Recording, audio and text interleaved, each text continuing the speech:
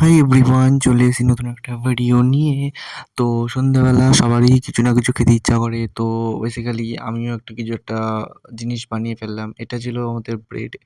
তো ব্রেডটা হালকা সেঁকে নিয়ে তাওয়াতে, এবার এটাতে হালকা বাটারে ফ্রাই করব। হালকা বাটারে ফ্রাই করে এর মধ্যে আমি কিছু কিছু ইনগ্রিডিয়েন্টস লাইক চিজ দেবো। চকলেট আছে, দেখতে পাচ্ছ এখানে আমুলে বাটার আছে, চিজ আছে আর চকলেট আছে। এই চকলেটটা নেবো, নিয়ে এবার এটাকে পুরো গলাতে হবে, পুরো নরম করে। এটা না নরম করলে হবে না। দেখো ভেঙে নিয়েছি, প্রচণ্ড শক্ত, ফ্রিজে ছিল, প্রচুর শক্ত ছিল, এটা ভাঙা যাচ্ছিল না। তো যাই হোক, এবার এতে গরম করতে হবে বাটার দিয়ে, ঠিক আছে? একটু একটু করে বাটার দিয়ে ওয়ান বাই ওয়ানটা সেঁকে নেব। তার আগে আমাদের চকলেটটা করতে হবে, নরম করতে হবে। দেখো গলিয়ে ফেলেছি পুরো একদম চকলেটটা, দেখতে পাচ্ছ একদম পুরো মাখন, পুরো একদম চকলেটটা সেই একদম লাগছে। ঠিক আছে, দেখতেই পাচ্ছ চকলেটটা পুরো একদম পুরো গলিয়ে নিয়েছি। এইবার কি করব, আস্তে আস্তে আমাদের বাটারটা দিয়ে ব্রেডটা আমাদের ভাজতে হবে।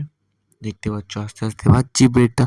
ব্রেডটা ভেজে নিয়ে এবার আমাদের এখানে কিছুই না, জাস্ট নর্মাল একটার উপরে চিজ দিতে হবে। তার উপরে ওই আরেকটা ব্রেড দিয়ে ওটা ভালো করে একটু গরম করতে হবে, তাহলে চিজটা লেগে যাবে দুটোর মধ্যে।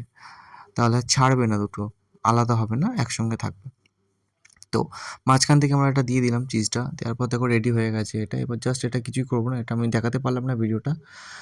এটাতে কিছুই না, নর্মালি চকলেটটা ওপর দিয়ে কোটিং করতে হবে, ওপরে অ্যান্ড দুপাশে কোটিং করতে হবে, দিয়ে এটা ডিপ ফ্রিজে রাখতে হবে মোটামুটি, বেশি না, মিনিট 20 মতো রাখলে যথেষ্ট। ঠিক আছে? দেখো দেখতেই পাচ্ছ এটা আফটার আফটার কমপ্লিট, এটা দেখতে পাচ্ছ। দেখো উপরে কিশমিশ দিয়ে দিয়েছি আমরা, কি সুন্দর লাগছে, কিন্তু খেতে অসাধারণ লেগেছে গাইস।